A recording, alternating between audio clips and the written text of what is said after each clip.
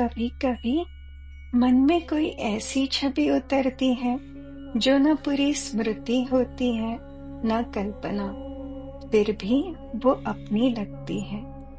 शायद किसी जन्म की अधूरी पूजा या किसी आरती की गूंज। एक प्राचीन शिव मंदिर, पत्थरों की दीवारें, गर्भगृह में मंद प्रकाश और वो शिवलिंग जिस पर खिड़की से आती सूर्य किरणें बड़ी कोमलता से उतरती हैं, मानो स्वयं शिव के अभिषेक के लिए आई हो। और मैं वहां हूँ। शायद पहले भी थी, शायद वही कोई अधूरा पल है जो अब फिर सामने आया है। वहां मैं हूँ, रूप स्पष्ट नहीं पर भाव स्पष्ट है।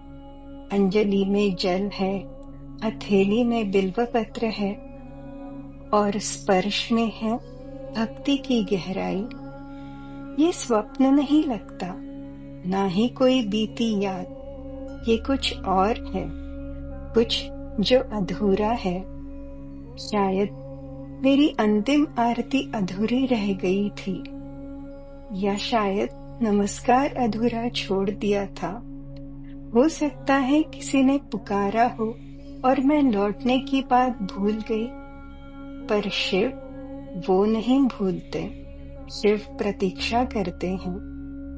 अब जब मैं मंत्र जप करती हूँ, वही मंदिर फिर जीवित हो उठता है। सांसों के बीच कोई दरवाजा खुलता है और मैं फिर उस शिवलिंग के सामने होती हूँ। वही पत्थर, वही प्रकाश, वही मौन और वही मैं। तब समझ आता है ये साधना नहीं है केवल, ये तो अधूरी रह गई पूजा है जिसे अब पूर्ण होना है।